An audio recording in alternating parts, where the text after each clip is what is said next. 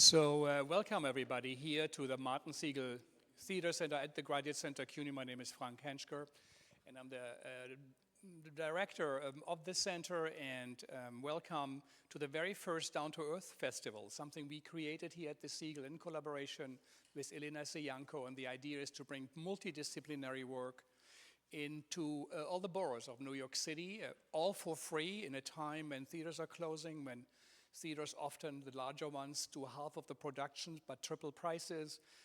We felt it's a situation that is not good. It wasn't so great during the Corona time, and it wasn't also so great before. And so this is a reaction to see what we can do, and if we can do this as a very, very small center, we hope, also the city will support us, the theater community, to create also art, politically, socially engaged art for the people, with the people, and by the people in all the boroughs, the people who drove the buses, stocked the supermarkets, and worked in the hospitals. They cannot afford to see the $200-300 shows, not even speaking of the $1,000 shows. And in many countries around the world, Latin America and in Europe, also India, many, many others, having performances outside in the streets, in the parks with the people, celebrations of life, celebration of art, but also celebration of a city that works. And New York City is a great city with all the complications, and even so many people say it's not true. I think this is an important model, and someone once said, if Andrzej Wirt, why theater is important, it's a model for something. It stands for something. What we put into public places, what you see in a museum, what's been shown in the opera, what's been shown on stage, that is of importance because it signifies something. And so we hope this is a great contribution. I won't speak too long. I hope you can join us for the rest of the week. The format of today is we're going to have what we call the town hall. It's an experiment. We all know it from the politicians. And the current party who's in charge stopped doing it because they got yelled at so much. But the big idea for the first section really is we're going to listen to you. Instead of having 4 or 5 people giving you talks, we want to hear from you, and the idea is where are we with the new administration? What is missing? What is wrong? What can we do, and what should we be doing? And so this will go to 4 o'clock, and then we're going to have a panel to 3:30, and then Milo, who is here. Milo, just say a quick hi. The great Milo Rau, who is joining us from Europe and from the Vienna Festival, and this is part of his series Resistance. Now we will talk about it later. And Tania, Bruguera, the great Cuban-American artist who is here. And Richard Schechner will come, and we will talk about political theater today, what is needed, what shall we be doing. And then Carol Martin will speak a little bit more specific of Milo and his work and his theater of the real, as she calls it. And then we're going to have a great reading of Elfriede Jelinek's a piece, The Second Coming, Final Solution, or Endsieg, something we did already on the 20th of January during the inauguration of Trump. And she is detecting and looking and reproducing sounds she hears, reverberations of times that we all thought, as Milo said, they were in sepia and behind us, but they are current. So it's going to be a stage reading here with Nicole Ansari and a small discussion. So thank you all for coming. And so I think we start very simply. Again, it's about you guys. And as far as I know, there hasn't been a public assembly of theater artists or people, producers, and we have so many great ones here, and Jim and Melanie, Kristen, and so many others. What is happening? What are you guys doing? What are you concerned of? And what would you like to do? And we have time, an hour, 15 minutes. So if you speak, say who you are, how you are connected. And I would like to start with someone who maybe can send us off.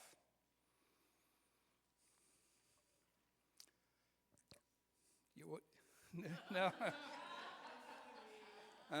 Is there someone who wants to start as a comment? Yeah, I'll just go with Nick.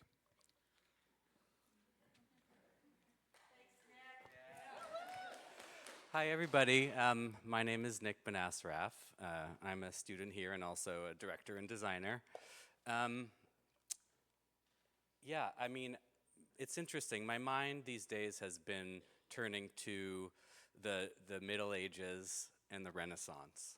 I feel like, our generations have a tremendous amount of embodied knowledge about theater, about what is possible when we gather in rooms together, all these different trades and specialties that rely on live human-to-human encounters, all of which are getting displaced by AI, among many other things. It feels like there's going to be to me, a great contracting of this knowledge. And so my partner, Jess, and I, we have this company, Edge Effect, and we've started to talk about a project called Notes for a Future Renaissance, that at some point there will be a renaissance. We don't know how long. We don't know what it will look like, but maybe we can speak to each other and categorize and jot down and create some seeds of inspiration for whatever happens when that great flourishing comes again. So that's a little pessimistic, but also it gives me a lot of hope. And I also think it has an argument within it, like a current political argument that, like, if this is the future we're facing, we need immediate investment from all sectors into the arts.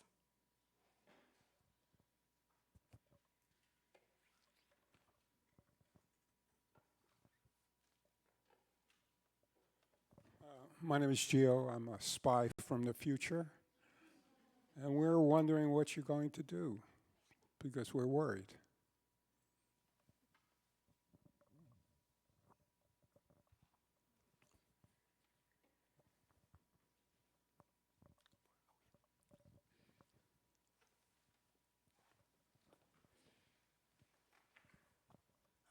Hi, I'm Nina. I just started college 2 weeks ago. I'm looking into doing political psychology. I'm a stage manager, director, creator, writer. And I was actually the first Black stage manager my school had seen in over 15 years. The second Black woman to ever stage manage a production at my local high school. And my question is, what are we going to do about bringing theater to people of color communities? How are we going to incorporate characters that are people of color that isn't just a story about their oppression?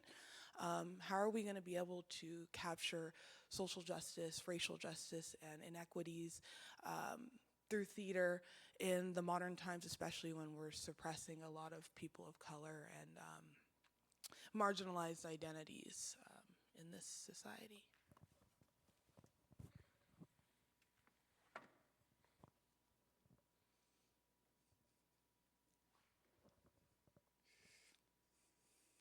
Any statement about also New York City, where we are and what's missing and in theater? Yeah. Hi, I'm Jess, and I also go here, and as Nick said, partners of Edge Effect. And I can go also a little bit deeper. Nick and I met each other during the Brooklyn Commune, which was a research project that CultureBot and the Invisible Dog put together, and we had done a census of artists in all the 5 boroughs to see what the economy was like and how it was affecting our different genres of performance and how we could actually survive in this city. And we were also looking at who and how grants are being distributed. I know that that's a huge challenge now because grants are so troubled, and I don't think that that is the space for us to actually get money to do our art. So I think we're looking at needing to do another census. I think that that census might also include real estate to know what is available and what isn't available, what are empty lots, what are rehearsal spaces that could be used that are alternative, and from there and then also like other forms of theater or places for theater that aren't theaters, because I think that there's a lot that we can do at this time. I'm actually really hopeful that Mamdani will become our next mayor, and I think that the arts will be given some attention, but I think there's some foundational groundwork that we need to have like some solid information on So then we can like get together as a community and respond and help each other create new work.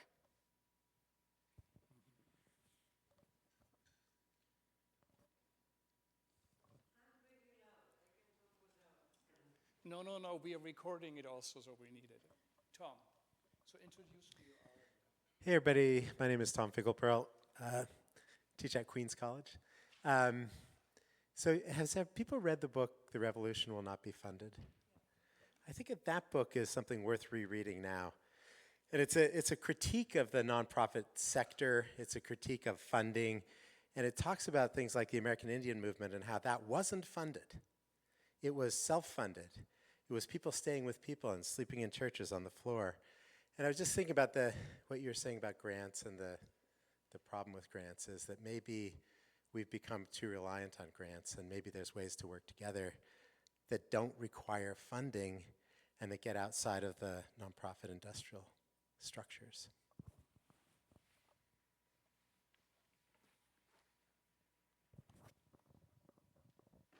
Yeah, I'm Kristen, and I think the challenge that we're facing is that our industry has been so exploitative of the people that we work with, and we're in a time where we have less resources, but we've been so exploitive, and people have reached a breaking point in terms of how they can find a way to continue to engage with our field. So I think we're in this really incredibly difficult moment where we desperately need more funding to pay people equitably, and there's less and less resource. So then the choice becomes, do you do less work? Do you do volunteer work?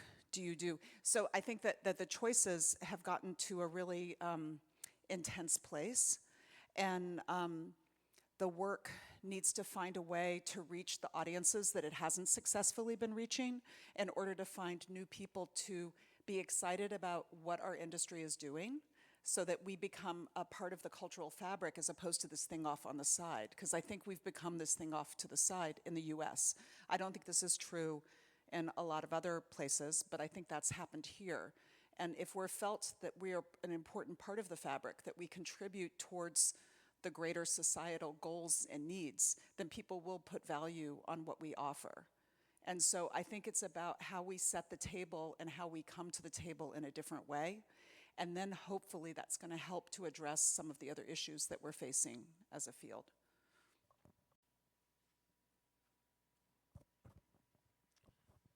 Hi, my name's Brian Murtis.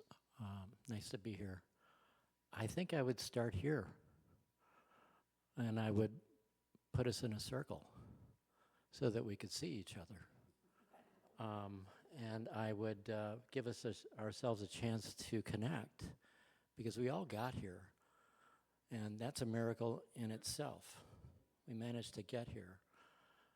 Whether we're here on assignment, or opportunity, or curiosity, or despair, whatever it might be, hope, I think it's probably a mixture of all, because I think for me, it's not so much the issue of us, or whether we can or have the ability. It's our understanding of the systems that we're working within and that we are challenging or being challenged by. I just had the opportunity to work a little bit with Julian Boal down in Rio, and we were focused on theater of the oppressed, and we created some forum theater in multiple spaces, and I'd never been able to challenge myself in such an acute way to understand the dramaturgy, that specifically, to understand that it is about the system. It's not about being a hero or a victim or an antagonist or a protagonist. It's about the ability to understand yourself. And for me, I'm here because I want to connect. And I'm so happy to connect with many of the people that I know here. Really delighted, moved deeply by that. And I'm so curious about the younger people that are here, and to know, why are you here, and what is it that you're seeking? And I want to learn more about you and meet you, and be curious about a chance to be in a space together. Nina, you spoke very specifically about your experience, right?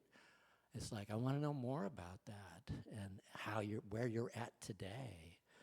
you know, for me, it's like I just try to find a way to build a space or a moment where my hope is that it's a little bit more life affirming than life sucking in those minutes that I had with myself or anybody else. So that's my thought.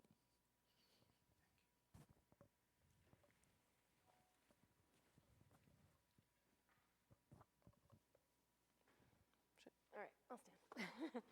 Hi, my name is Amy Blumberg. I am a theater director and a dramaturg, and I straddle the theater and dance worlds.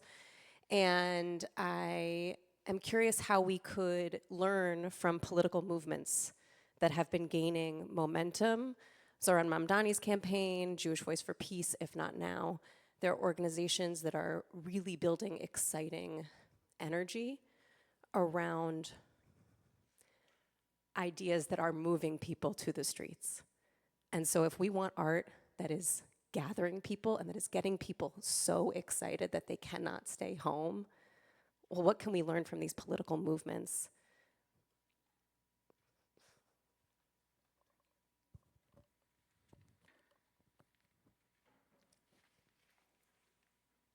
Hello. My name is Arlie Rubens. I am an MFA in dramaturgy candidate a little bit uptown at Columbia as of today. And I'm really glad that you said that. I have been interested lately in, I guess, the potential of theater to be sort of like a medium for collective memory. A lot is happening right now that I worry will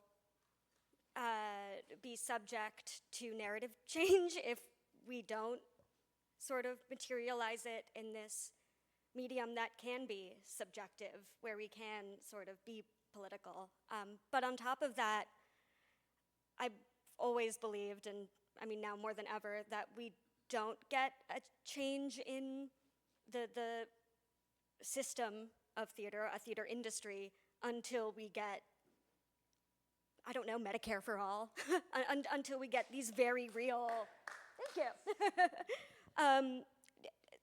Until theater, I guess, sees itself as part of the rest of the world. And I worry that we don't nearly as much as we should.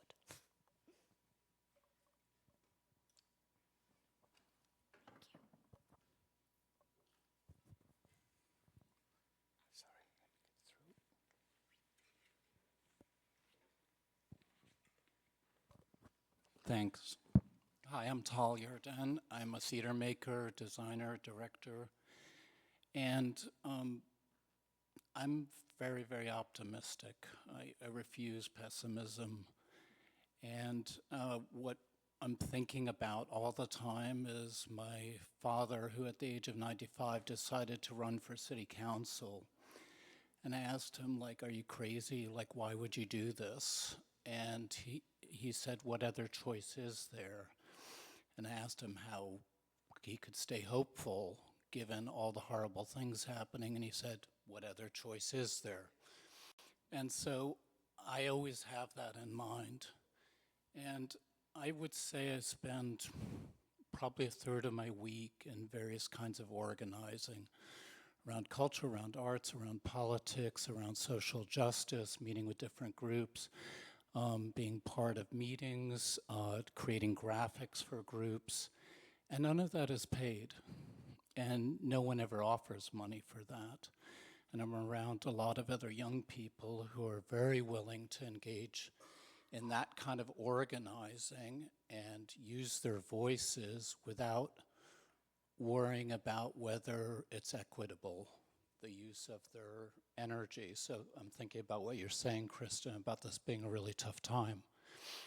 But in the 80s, when I was first making theater and performance art, and into the 90s, very few of us, I mean, we were all anxious, we were all desperate, we were all broke, and very few of us questioned whether the effort of making art was worth it, you know. It was just a necessity. That's what we wanted to do. And I'm fortunate that I survived long enough in the industry to be able to get paid.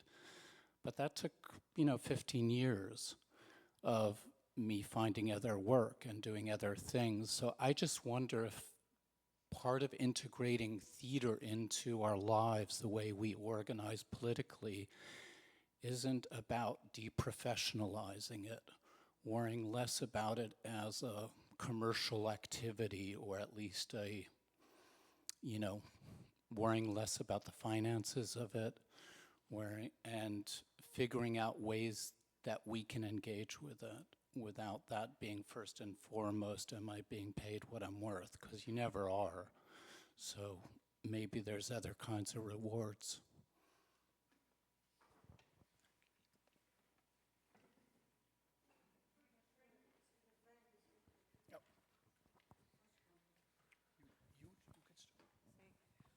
Okay, I'm a theater lover. My name is Faina Burko. I studied theater and I did playwriting. But the story is, it's an audience, guys. With today, kids spending so many hours on the screen. And in the theater on Broadway, you can see shows that really totally rely on pyrotechnics. So attention span is minimal. So we really have to invest in really bringing the theater into junior high and high school, because otherwise there'll be no audience. And there'll be very few people who will be able to, if they have problem reading newspaper and they're looking at these little bits on the internet for news and discussing political situation, what kind of audience will you face? So it has to be on both sides. Kind of investment in the theater, writing and creating and putting production outdoors, but also really educating the kids, because otherwise there'll be no audience. Because now screams go for, it's a theater, it's a theater. No, it's empty, there is no plot, there are no characters. Yeah, but it was so exciting. So.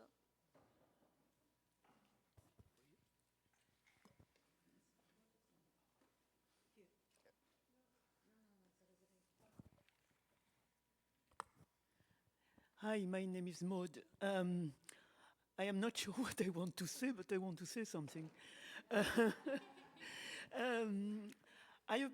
am now an old lady, and I've been in the theater most of my life, doing whatever in France and here.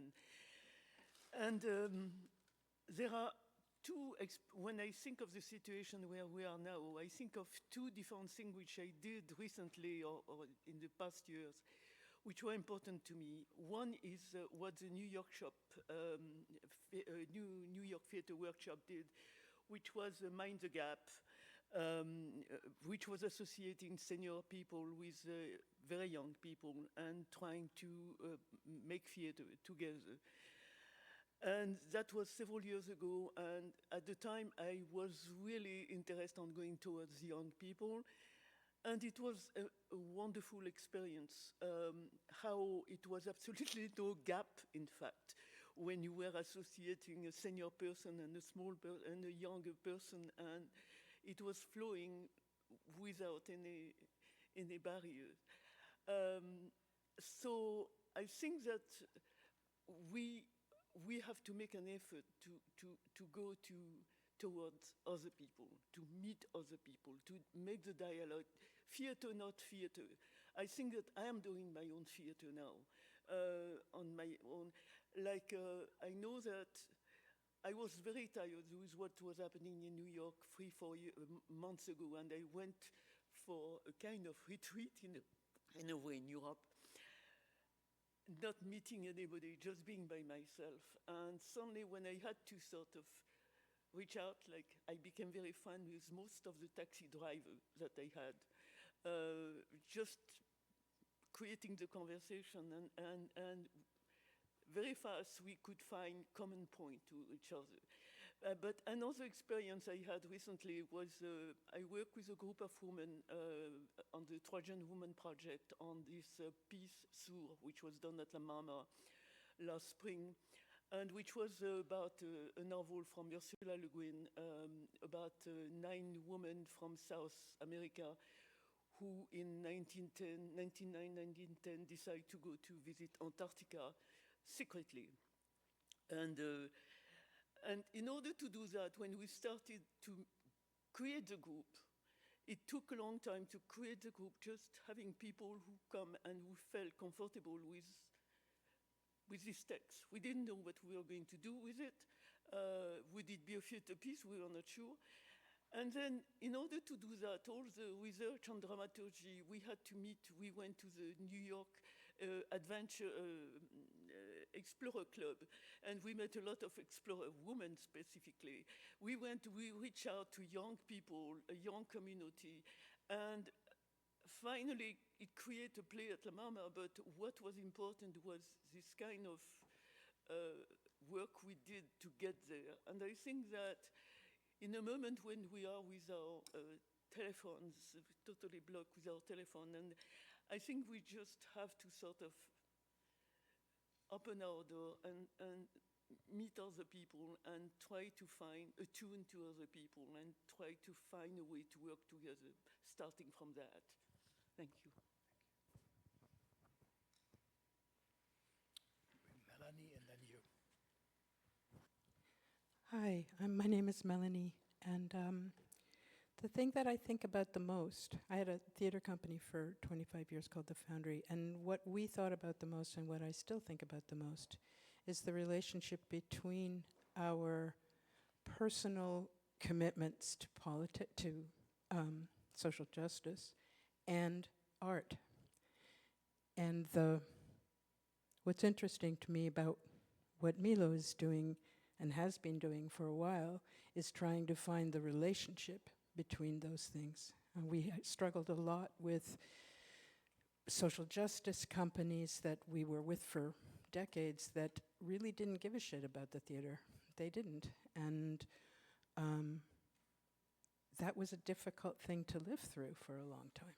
And we tried all sorts of different invitations to come and see the theater, etc. But then they were only really interested when we were going to show up for all of the things that they wanted us to show up for. And so there wasn't we could never find the real relationship between these two functions.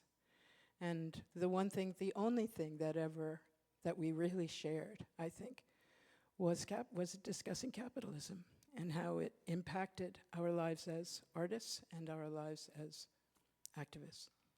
So I think that the relationships between those two things, which many of us have been struggling to understand for such a long time, is still very alive, especially now.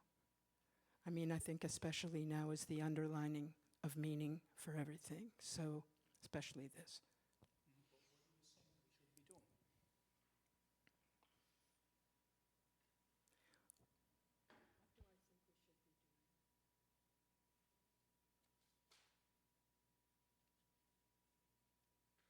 What do you think I should be doing? I'm serious. It's a tough one, honey. I mean, I go to protests. That's my theater these days. but that relationship to what you're making as art, it's still a separated journey. This person was waiting, but I'll just respond to this. Tal and I did a piece like 15 years ago called The Line, and we collaborated. It was a short time it lasted. It was during the Republican conference that they were having at Madison Square. And we wanted to create the world's longest unemployment line. So we went from the Bull at Wall Street up to Madison Square where all the Republicans were.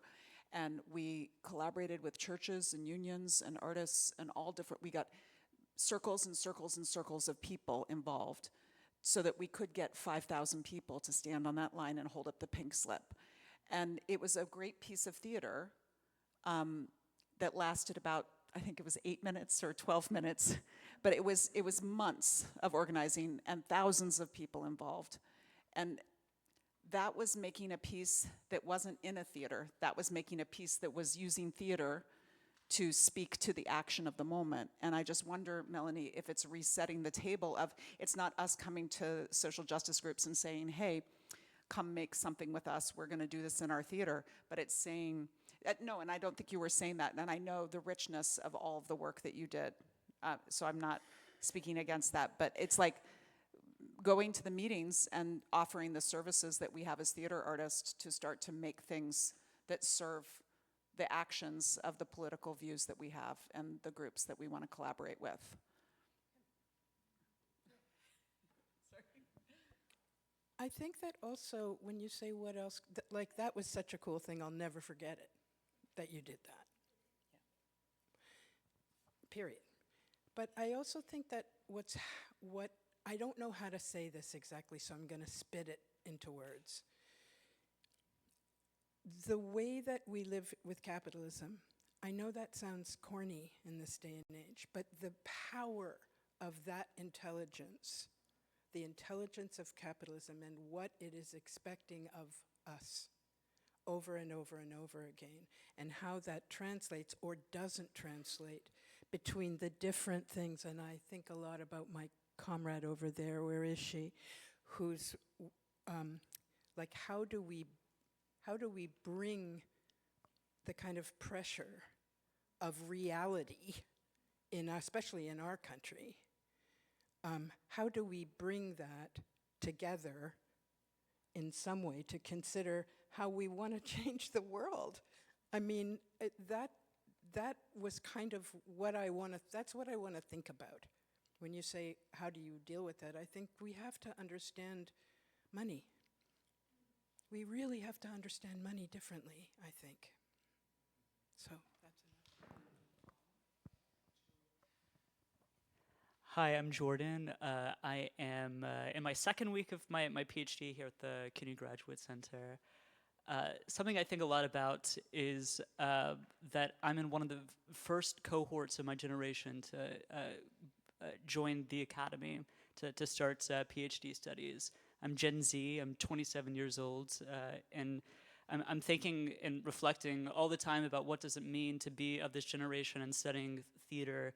And I also think a lot about the geriocracy that we talk about in our politics, that I think is also ubiquitous in all American institutions that we have, from cultural institutions to our political institutions.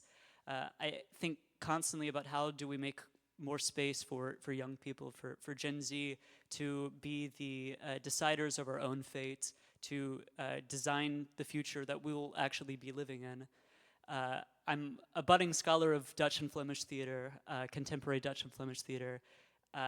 In those dialogues in those countries, they always talk about this watershed event in the 1960s, Oxytomat, Action Tomato, in which theater students got together and they went on a rampage for several months, throwing tomatoes and smoke bombs at the largest theater companies in the Netherlands and Flanders, until the older leadership decided to step down. And I'm wondering where our watershed events for my generation. Exactly, of course. To that point, I also just wonder from these older generations, a challenge that I have is, to ask the question, what trees are being planted by your generation whose shade that you will not enjoy, but my generation will? And I'm wondering how we could sort of create more opportunities for institutions in this country to think about creating those trees and letting Gen Z and Generation Alpha even decide about the fate of the future. Because again, we're the ones that are going to be living in it and struggling in it in 20, 30, 50 years from now. And I'm wondering what watershed events and what trees we could be planting right now.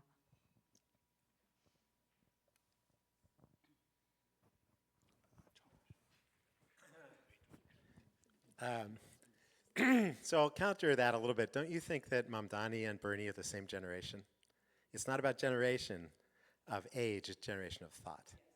So as an old person, pushing 70, I just want to say that when you think about theater and what theater can do, I'm just thinking when I was in government, there was this moment where the Mayor's Office of Operations said, we need to create an ID card for undocumented people, essentially. But we need to figure out a way to make sure that that card is not a sign that you're undocumented. So the arts community, including the theater community, including the public theater, including BAM and everybody, said, if you get this ID card, you get free membership in our theater. And 1 million people got the card. 1 million New Yorkers, including lots of undocumented people, formerly incarcerated, homeless people, but also just Joe Schmo and Sally Sneed or whatever, got it because they wanted to go to the theater. So it was a thing now with Mamdani, presumably being the next mayor, and we have to work like hell. I'm sorry if there's any Mamdani. I was a Blander person, now I'm a Mamdani person. 100%, we have to make sure he's mayor. What brilliant ideas can Mamdani come up with and his people, and what can you do as theater people to make those kinds of great ideas that are good for everybody in the city a reality? Because that's where it happens at scale. And it's amazing to do stuff that's symbolic, but that wasn't symbolic. That's 1 million people with a card. And that's, that was way, way more successful than any other card like it in America because the arts got involved. So I just want to say that.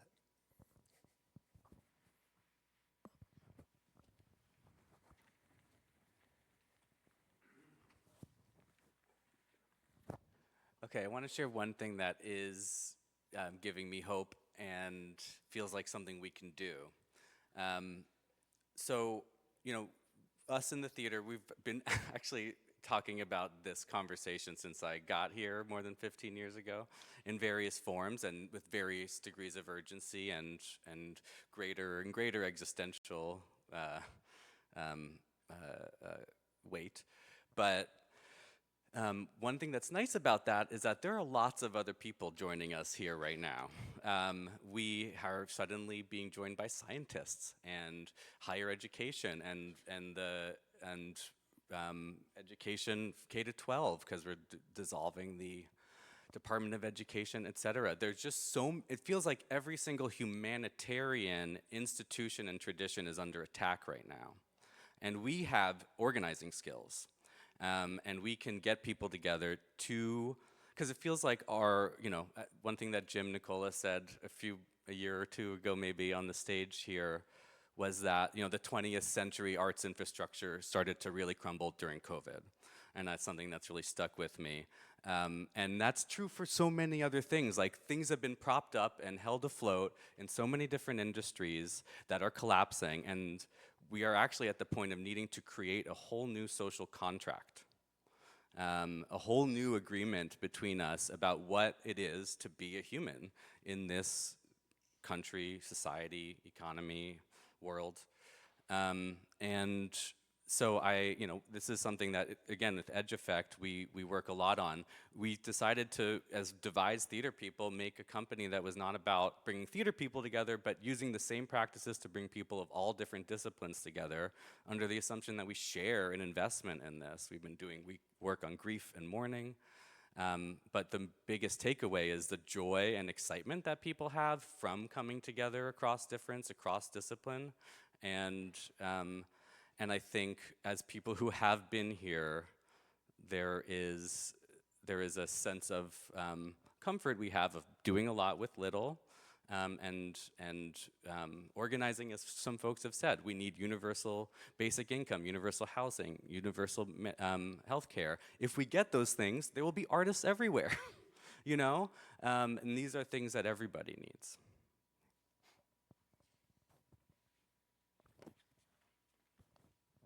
Hi, everybody. I'm Carla Hoke-Miller. I'm with the Mayor's Office of Media and Entertainment and a big supporter of Down to Earth and a lot of the people in the room, some of which are on our council, which we created.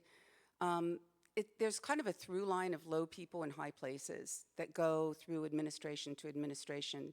I started in the Dinkins administration and didn't work in government again until the de Blasio administration when I was given the opportunity to create a department to represent theater as I know theater to be, which I think I'm an unusual case of having a theater and a political science degree. And part of it is that they're really not that different. But what you do need is to get people on the inside that are your champions. You shouldn't have to spend all of your time fundraising and writing grants, proposals. So our office has done a lot of really ingenious things. My colleagues, we have a team of people. We've worked with Tom. We've worked with our sister agencies in the Department of Cultural Affairs to create, pathways and pipelines into union membership for stage managers and backstage through, people that were underrepresented in all areas of theater. We did a report on the economic and cultural importance of small theaters that people were able to use in 2019, were able to use as a baseline because we invested $200,000 into hiring someone, commissioning someone to do the study because we could.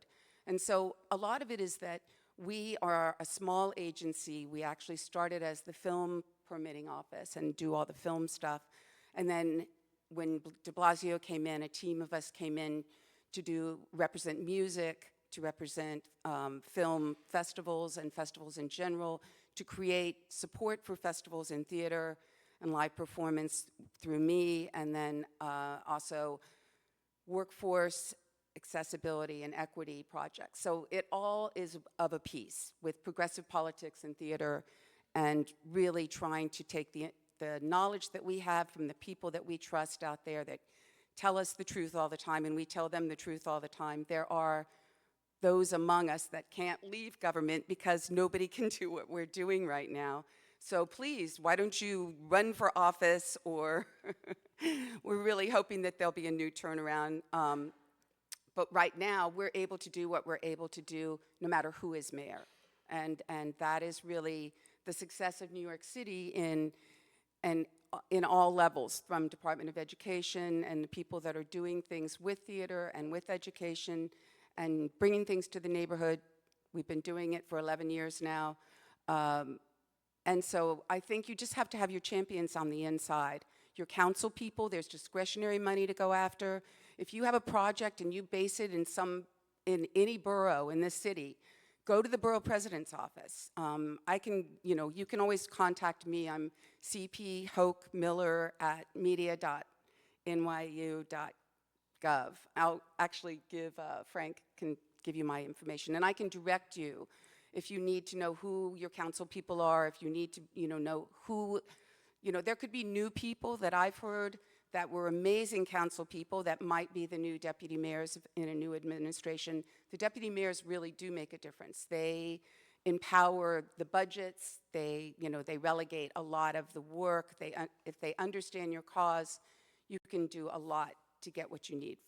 So anyway, fingers crossed, but it does help to really have champions on the inside, as those of us that have worked in public service know.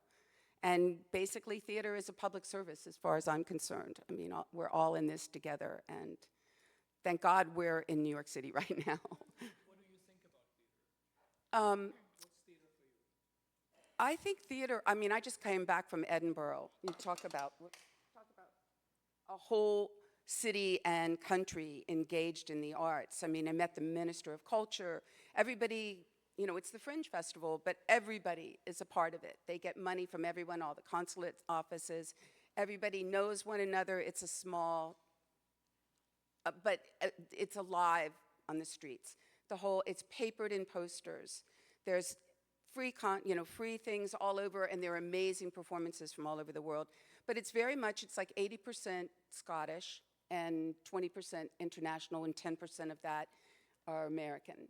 And so, they had issues about Israeli theater artists coming, and there was an uproar about what's happening in Israel and how, then there's a rabbi in Scotland that came to meet with the Fringe organizers and tried to explain why it was really important to remember who artists are and remember that their leaders are not necessarily representative of them. And so there's issues all around with visas and with travel, but theater, to me, it's like it goes across boundaries. Language can be taught. If you don't, we support Puppet Fringe Festival. We support Teatros Fest, which is 8 small Latino theaters. They're all working in politics. We also support, Down to Earth is very much about climate and theater and activism and international. We're an international city. No matter how local we are, we will always be international. So for me, it's the language of the human condition. And when I came back from Edinburgh, I couldn't even watch TV. I was like so understimulated by what I had been doing and fallen into even as much theater as I see, just because it's so satisfying. And we saw so many different viewpoints and things and just the struggles that people have. It's a reminder that we always have to be vigilant about creating the truth through theater. And it's a communication that can't be distorted because people have to see for themselves. They can read a review, they can talk to other people about what they thought, but it's being in the theater and seeing life lived in front of you is just a different experience altogether. And I think it's really hits you in your heart and your brain. And I don't think there's anything that can replace it.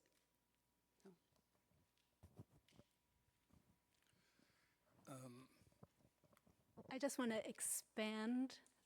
So it's not just theater, but it's performance. Because I have dancers here. I have a burlesque performer sitting next to me who's brilliant. And I think that there are so many different communities within New York City that we need and can connect with. I'm thinking also of different ways the theaters are opening up their spaces. Like La Mama, I know has, is it maybe once a month where you can come together for just care. I forget what the initiative is. So Lois Weaver, can you say that? Lois Weaver's Care Cafe. That's one imagining of what we can do with our theater spaces.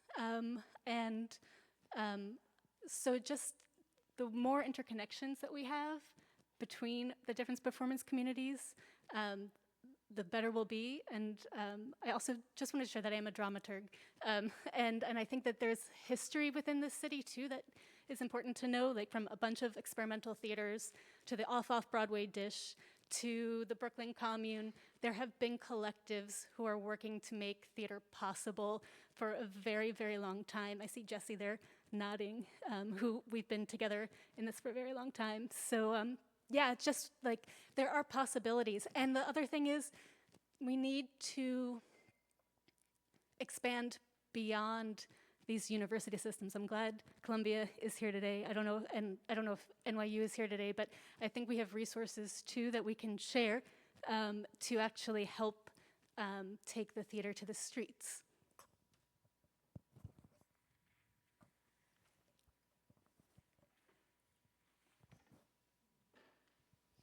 Hi everyone, my name is Katie Pearl. I'm a director and a professor of theater at Wesleyan University.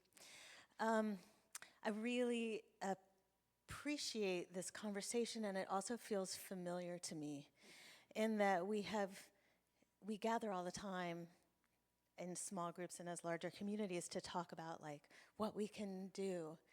And I am feeling panicked as I sit here because I know as a theater person, as a performance person, I have skills, I have ideas, I'm comfortable being with people, I want to gather people, but I don't have the muscles that about how to be a theater maker in a fascist society, and I need help. So in some ways, like what I'm craving and why I came here is like, can I get some skills? Can I get some information? Can somebody tell me? And also as a theater teacher, how is my teaching of directing, how does that need to change beyond the way we've, in the past several years, in the past 3 years, we've really reckoned with how that needs to change, but how does it need to change now? And how do we do that? And I was recently at a gathering. A friend of mine was the ambassador to Hungary. Met several of you, I think, were at this gathering. And he was an actor in his past, and his husband is a playwright. And we asked them to talk to us about what they've learned, what they learned from the past 3 years living in that society. And one of the things that's really stuck with me is that they said, fascism, autocracy, it's like performative, and we feel that now, and that it needs to be met with something that is performative and fast. Like we can't sit around and be like, okay, let's, make this plan and gather these people. And so I really took that in, and I still am not quite, I don't have the muscles to do that performative response.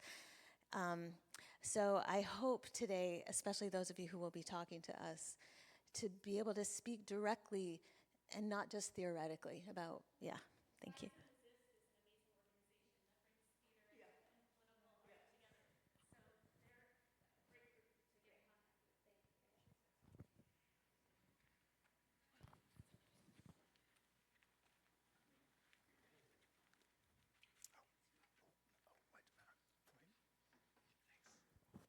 Hey y'all, I'm Aaron. It's so nice to see you all, Aaron Landsman.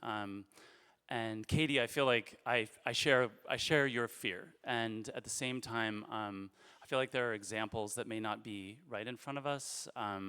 So I just want to mention that, like, I have some beloved colleagues in Serbia who are now actually, the country that is the last from the former Yugoslav republics to still not be part of the EU because of their torturous past, is kind of a beacon now for, in the moment activism. They're just continuing to shut down the bridges in all the major cities, and artists are very, very much a part of it. And the other enlightening point for me when I was there this summer was, like, it's commercial TV actors and directors of the most underground basement bookstore, hideouts and punk clubs, and they're working together without a sense of, like Tal talked about, without a sense of who's being treated fairly within it. So I'm happy to talk more with anybody about that. I wanted to just mention two things. One, in terms of what we do, and one is an internal act, which I think is about remembering forward. And when we were talking about, like, the Renaissance to come, some sparks of that Renaissance are in our lifetimes if we're old like me, like Generation X. This university funded 264,000 students, none of whom paid tuition, up until Ford to City dropped dead. And that's in a book called Fear City that you can read, and it's footnoted. So it's in some of our lifetimes that we did provide some of the social safety net that for so long has been so lacking. So when we get to the inevitable, hopefully, hard work, hard-earned Mamdani victory, let's not stop short of remembering what our dreams can be, because they've already been that, And then one thing I also want to add, just on a personal level, Nina, I thought I want to take up sort of your charge, and in a different way. And that is to say, I run a group called Perfect City. We're a 20-year experiment in all kinds of different art making. And one of the things we're really trying to set out to do, and I want to uplift the name Ebony Noel Golden, who I wish was here, who's a brilliant cultural organizer, is to say, where are the places that I and this body, cisgender white man, can go have a conversation with people who are right now voting against their own interests related to capitalism, and talk to them about how they could come on over and how they could live in a world that is perhaps more equitable, so that we're not tasking people from marginalized communities to do all the educating. And so that's one thing I would just invite any of us cisgender white people who feel comfortable with this to begin having those braver conversations with people who we're not, like, I won't be in danger of getting killed by my Trumpy neighbor upstate, whereas one of my neighbors who's a person of color and who's trans is in danger of that because we know he has guns. So I can have the beloved conversation with a very difficult person, and I would just say, for those of us who have that tremendous bodily safety and protection, let's start having those conversations.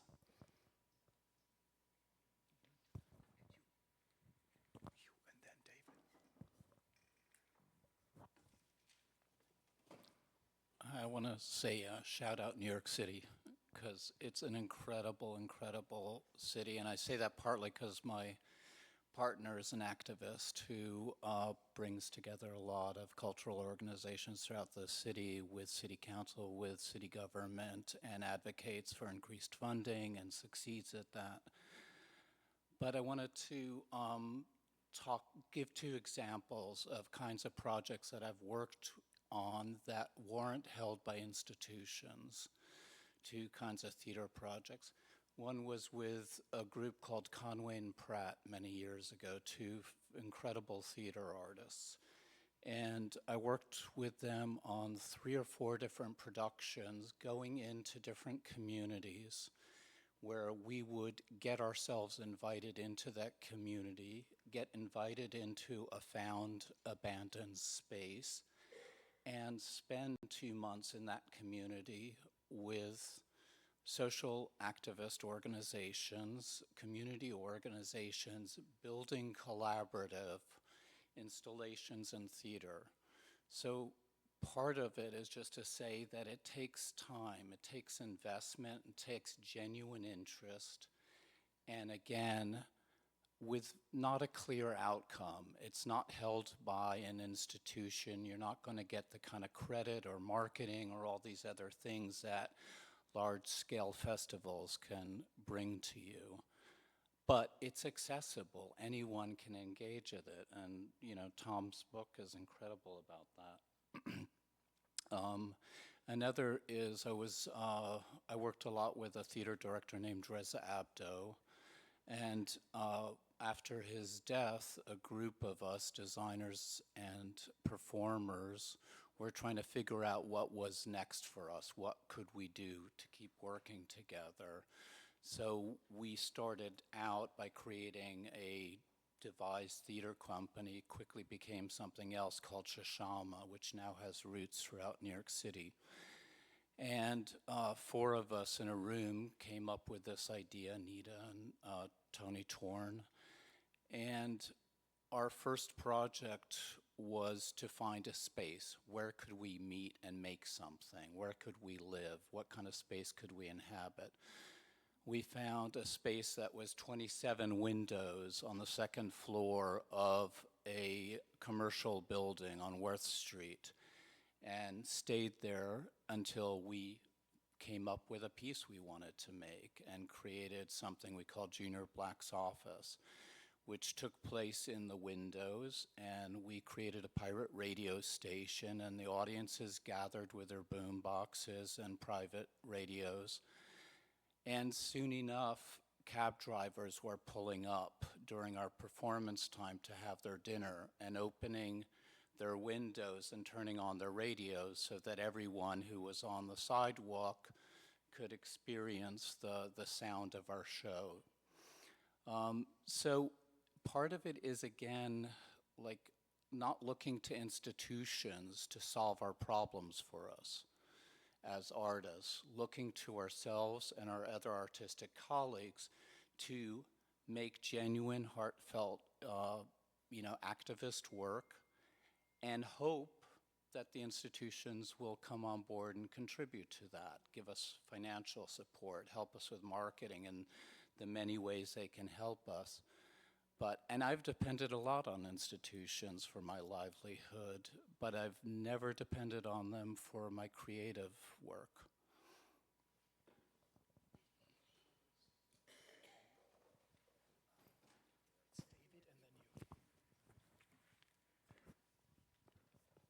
Hello, my name's David, actor, producer, composer,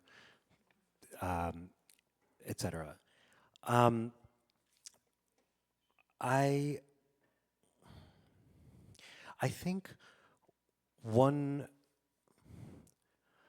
think a lot of us as theater artists get paralyzed waiting for the big idea, waiting for the right thing to do, waiting for the roadmap that's going to show us how to do what we do most effectively.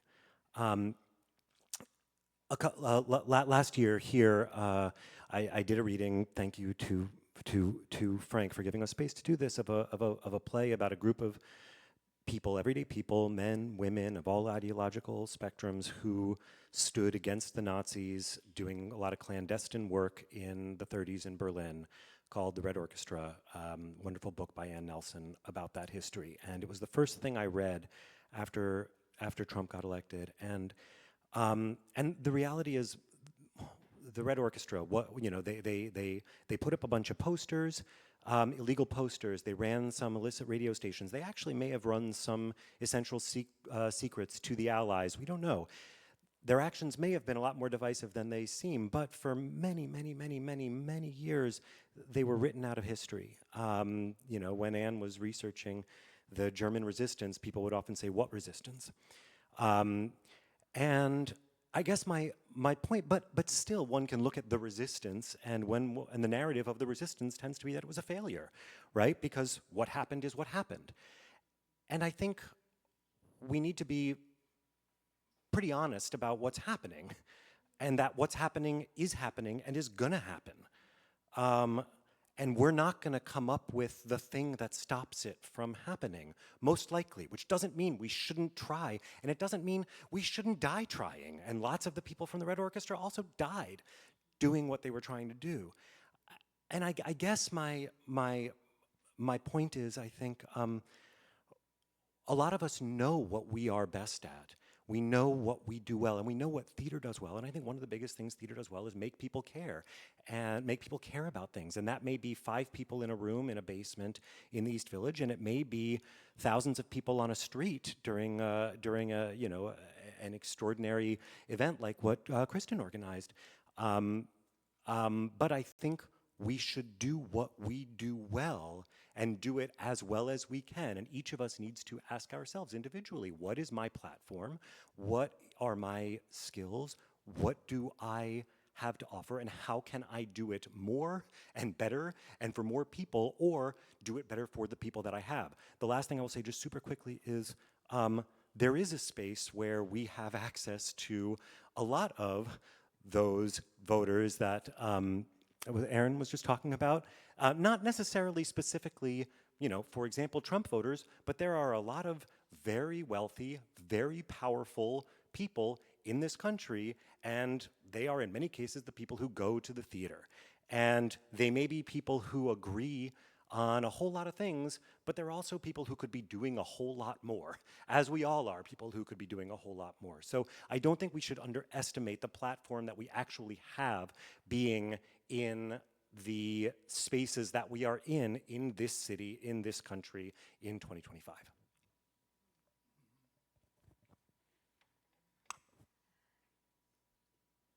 Hi, I'm Carol Martin. I'm a professor of drama theater studies, all academic at NYU.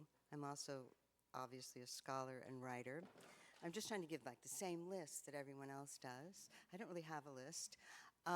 So this has been a moving conversation, and I keep coming back in my mind to what can we do as individuals and as a constituency. And because Mom Donnie's name has been repeatedly brought up, I think a simple thing we can do is demand now that all the mayoral candidates have a statement about the culture industry in New York City and what they're going to do to support it. And you can do that by writing their websites, by going to their meetings, but I have no idea what any of the current candidates think about culture, what they want to do with it, how they're going to support it. And I think a kind of persistent ask to make each one of them articulate that could have some good effect. I also think posters is a great idea. They don't need to be fancy, just anywhere, everywhere. So thank you.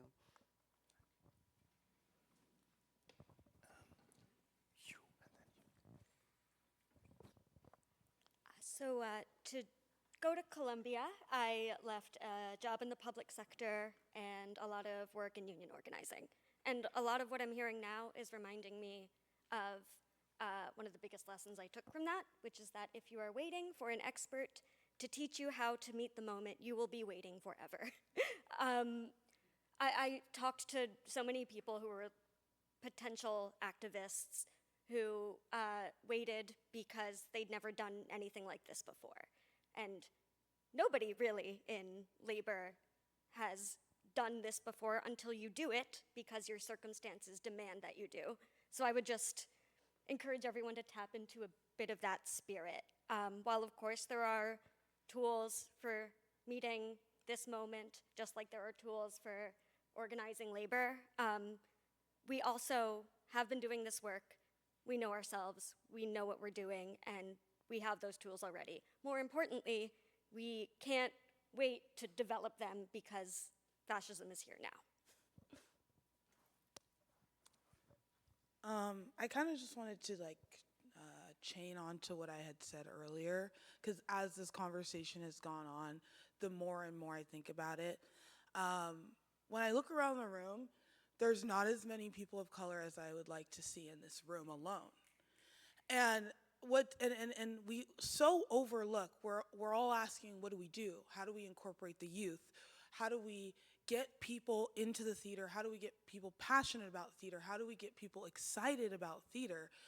And it's by having people that look like each other in the room. Before I am a creative, before I am a theater lover, before I am even a woman, I am Black. And that holds so much weight in so many different rooms when we're talking about resisting fascism, when we're talking about resisting oppression, when we're talking about revolution. The first thing I'm thinking of is, how as a person of color can I fit into this space? And I urge you today, when you leave, when you go home, when you're on your commute, to think truly, how can I incorporate people of color into my community in a way that is authentic, that is natural, that is passionate, that is welcoming? How can I convey to other white people, to other people, that having people of color in your space is so important in the theater conversation and getting people excited about theater? At the core of theater, it's about community. At the core of the city, it's about community. And when we talk about community, that's talking about every person having all different kinds of identities in this room, having this conversation, hearing this conversation, being inspired by this conversation. So once again, I urge you to talk to that Black person that's on your commute. I urge you to talk to that coworker who is Asian that you're interested in talking to. Talking to these actors, directors, production people who are people of color, there's so little of us that it is so important to preserve and also recruit more people like us into this community.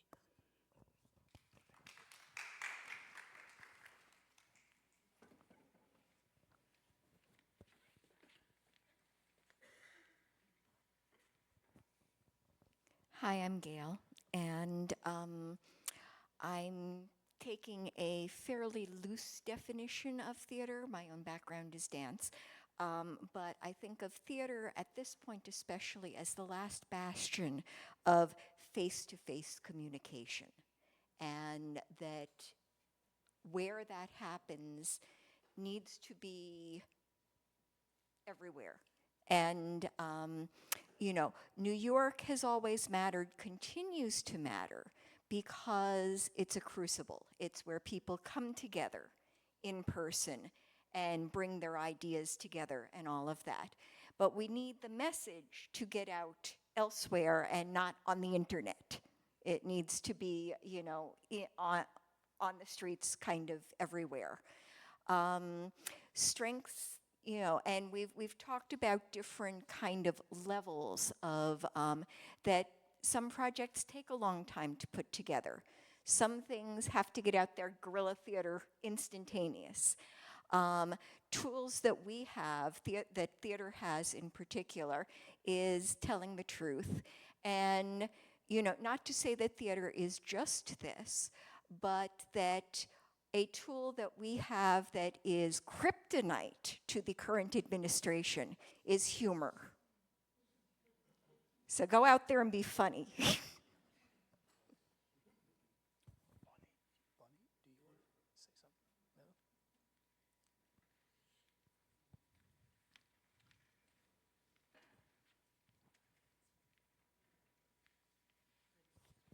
Hi, I'm Linda Chapman. I worked with Jim Nicole at New York Theater Workshop for too long.